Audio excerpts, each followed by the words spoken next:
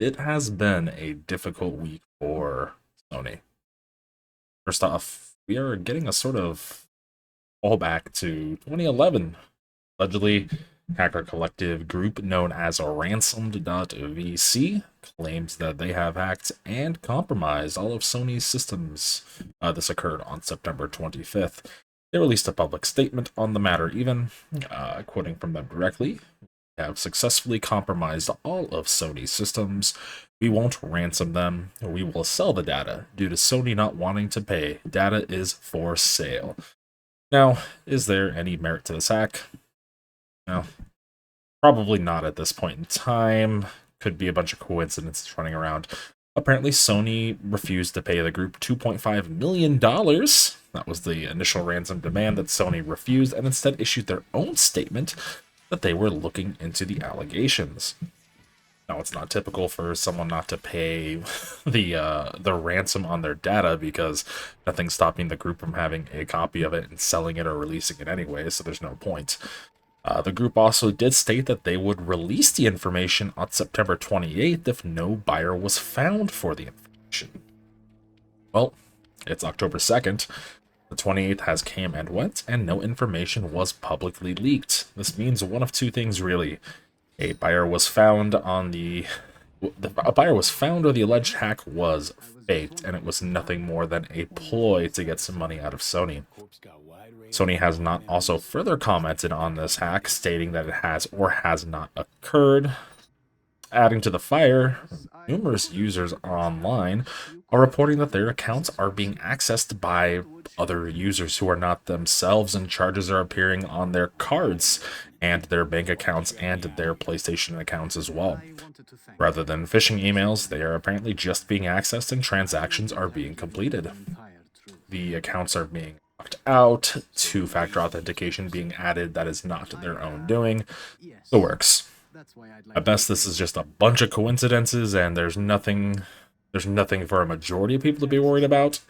At worst, it seems to be defended against better than that of the 2011 PSN outage, where, that was an entire debacle.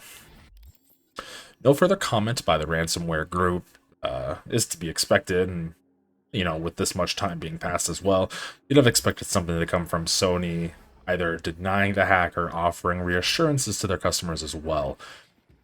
Hopefully, after that 2011 debacle where they were radio silent for such a long time.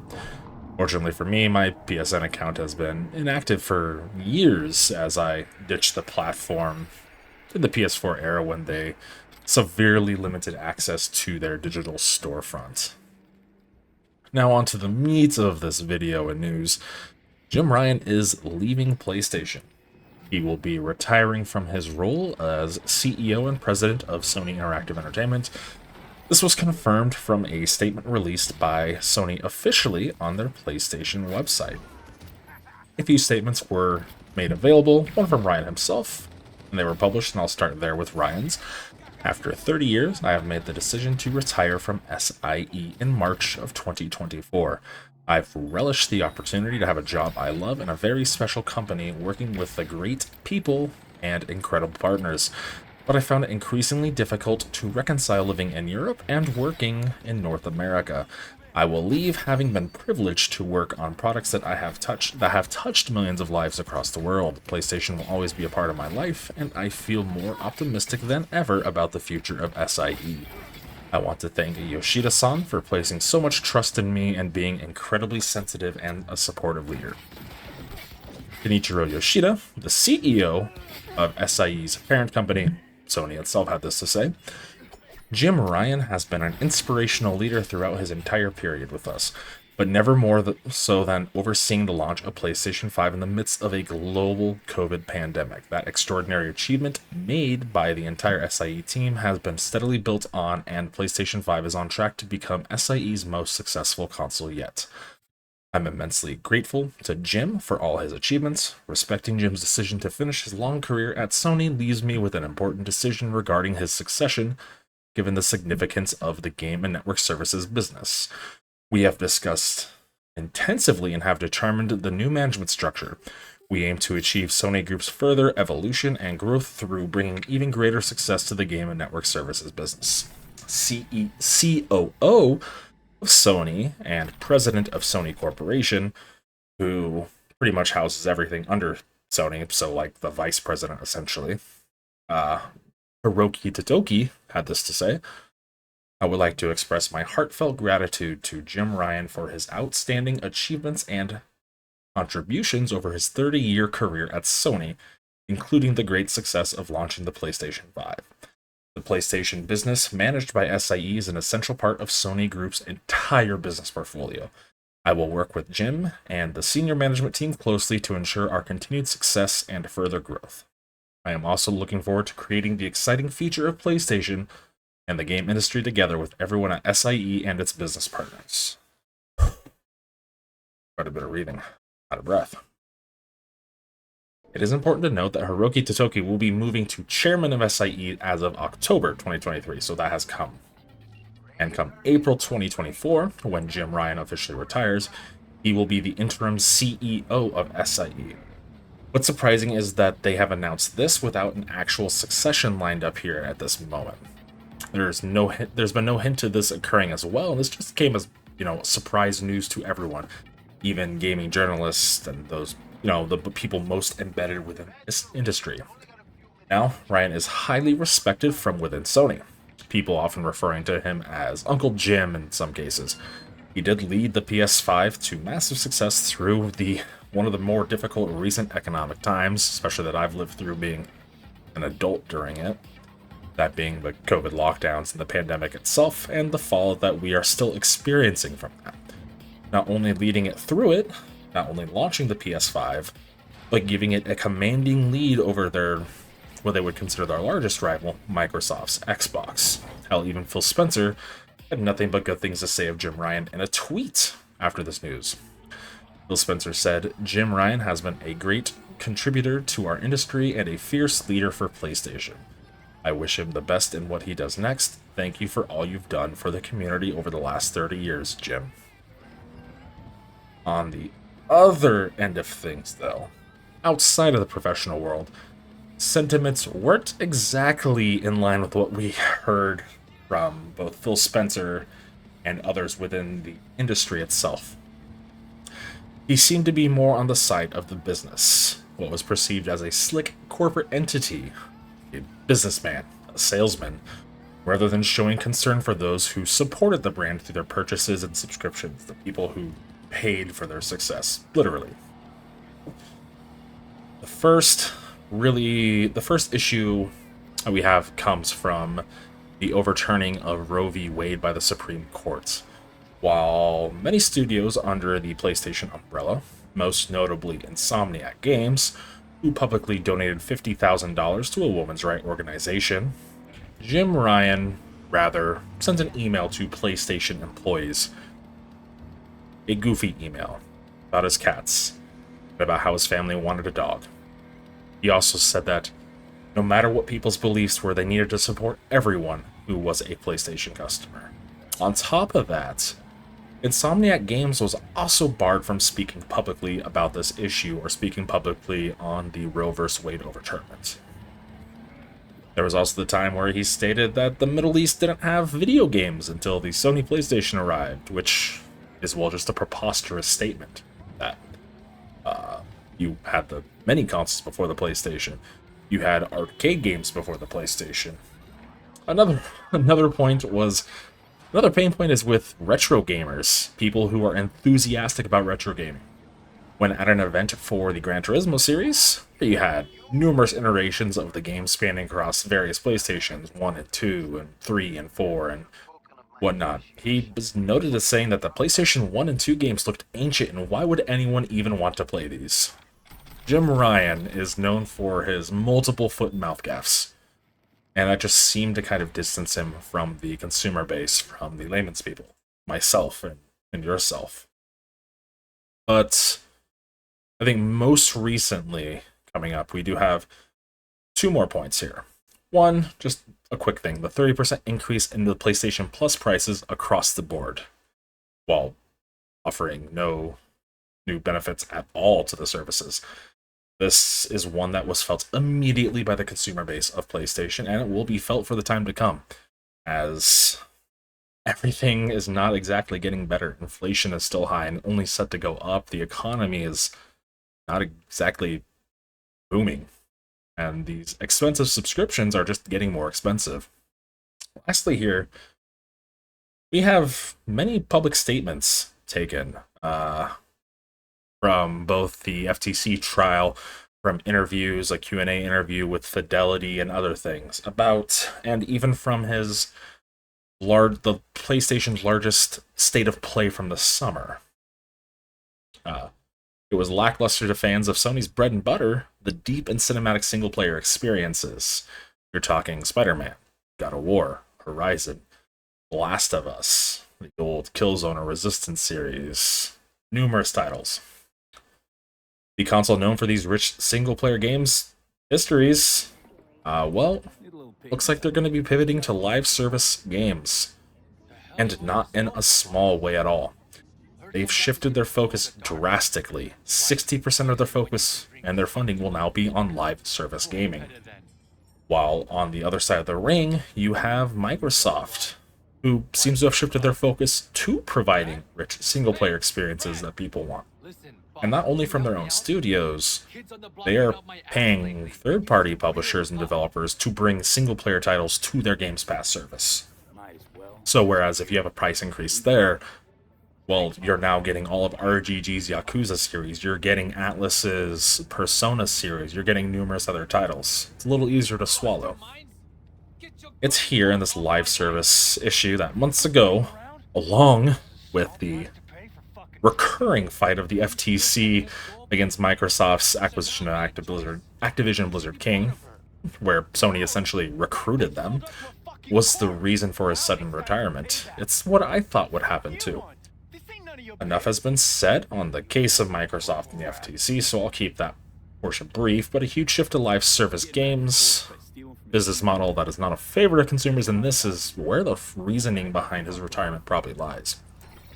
Sony acquired Bungie, developer of the recent Destiny series and the forthcoming Marathon, makers of the most predatory monetization outside of South Korea. This occurred while they were actively lobbying against Microsoft and the Activision Blizzard King merger. They received an offer that Microsoft would see to it that all ABK games would continue to be released on the PlayStation. Ryan replied that, well, that's not good enough. I want, say, all of your Bethesda titles as well. So they wanted Microsoft's cake and they wanted to eat it too. So later, after the FTC EI loss and that restraining order was lifted, the CMA has now all but ready to approve the merger. A while ago, Spencer announced that Sony had agreed to a deal that Call of Duty and current titles in the system would be released and continue to be supported. That's a big change. It's no longer all of Activision Blizzard King titles. It is Call of Duty and current titles. Current titles on the system. So now you get Call of Duty every year. You get Overwatch 2 and Diablo 4. No new titles coming. So a new iteration of Crash Bandicoot. A new iteration of Spyro. If for some reason StarCraft or Warcraft comes back, if World of Warcraft becomes a console title, those are no longer in this deal. Then again, that could just be posturing. It's really dumb if Microsoft doesn't release World of Warcraft on a PlayStation 5 or other titles. That's just a lot of free money. But back to Bungie. In an interview with Fidelity, the Q&A, Ryan stated that the Bungie acquisition would be worth more than the $69 billion acquisition of Activision by Microsoft, and that's due to live service games. He said that while Activision does have some major titles, their releases are stale. It's Call of Duty. It's Call of Duty. Meanwhile, new live services games can bring more games in and thus bring in more revenue. And that's where it gets iffy. 3 of the largest Sony studios, Guerrilla Games, Naughty Dog, and Insomniac, known for the Horizon series, the Uncharted and Last of Us series, and Spider-Man series, all respectively, are all currently working on live service multiplayer games. But instead, probably in conjunction with some other titles as well. And Bungie is helping them with these titles. Notably, Last of Us Factions, the multiplayer live service game coming from Naughty Dog based on the Last of Us series, is supposed to be a multiplayer title set in that universe. But after Bungie came in, apparently the title was so bad, Bungie told them to scrap it and go back to the drawing board. That is bad news. That is really bad news. Really bad. Really, really bad. The Horizon multiplayer game is supposed to be a multiplayer game set in the Horizon universe, obviously. Probably some sort of, like, survival title. Ark Survival. But in the Horizon universe, who knows? As for the Insomniac one, aside from working on Spider-Man 2, which comes out later this month, as well as the Wolverine title, where we just have the one cinematic trailer, not much is readily available there. Probably something superhero-based would be my guess, since they kind of have a thing for superhero games and open worlds. But that's not their only live service studios. They have multiple smaller studios. Firewalk Studios was recently purchased because of their live service games. And it's not all going great there either. Numerous studios, when the projects do not meet Sony's expectations from them, they are shuttered and the developers are left go. Examples of single-player studios moving into live service games, not strong either. You have Arcane. Arcane released Redfall. Redfall was set to be a live service game with new content drop coming. It was a disaster. It was outside. It was coming from a studio who is known for titles such as Dishonored. Dishonored are fantastic. It's a fantastic single-player experience. Redfall, not so much. You have other titles too. Crystal Dynamics, known for the Tomb Raider series that had a fantastic reboot. They made the Avengers. That game has just been removed for purchases from storefronts. You can no longer buy it. You have BioWare, known for the critically acclaimed Mass Effect series and Dragon Age series, all but Andromeda, and Dragon Age 3 was kind of iffy. But they released Anthem. Anthem crashed and burned, and it was so bad that they were giving it the Final Fantasy XIV Realm Reborn treatment, launching it as Anthem 2.0, giving it an entire rework from the ground up. Only for EA to say, no, we're not doing that anymore. And now they are a shell of what they formerly were. Titles that are out there, even, face small amounts of content and predatory monetization. Free-to-play isn't truly free-to-play. And who's to say that they were going to be free-to-play titles anyways?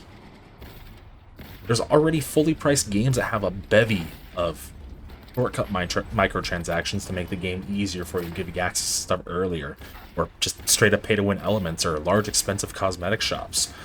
On top of the drip feed of seasonal content that Bungie is known for, requiring you to purchase new content every 3 or 4 months alongside your yearly expansions. It's just not a good system.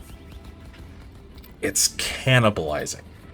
And when you have a studio, when you have a company who wants to shift 60% of their focus to these live service games, you are going to cannibalize your own user base.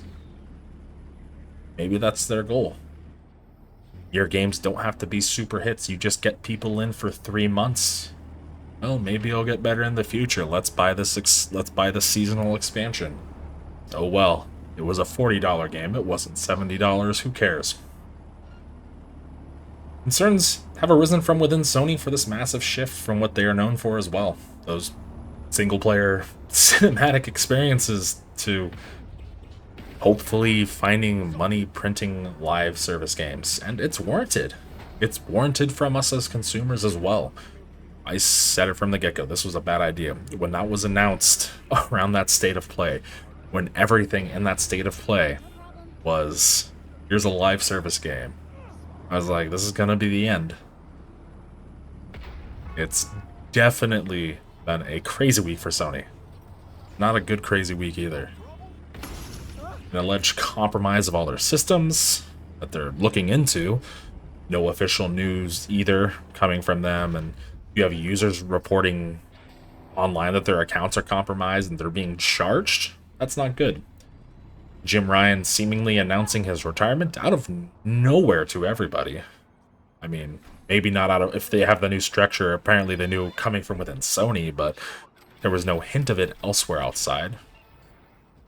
And their hard pivot to live service games facing immense struggles from within Sony itself after purchasing one of the largest Western live service games developers. It's just not been a good week for Sony at all. And who knows where they're going to go? Who knows who the next head of PlayStation will be? Will they have a new head of PlayStation? Will the interim remain as that CEO and all the other titles? Will someone else move into that position? Because SIE is the largest profit driver for Sony. It is their largest division. It is their most profitable by far. But with that, I am out of here. Have a great rest of your day. If you enjoyed the content, please don't forget to like the video and subscribe to the channel. Have a good one.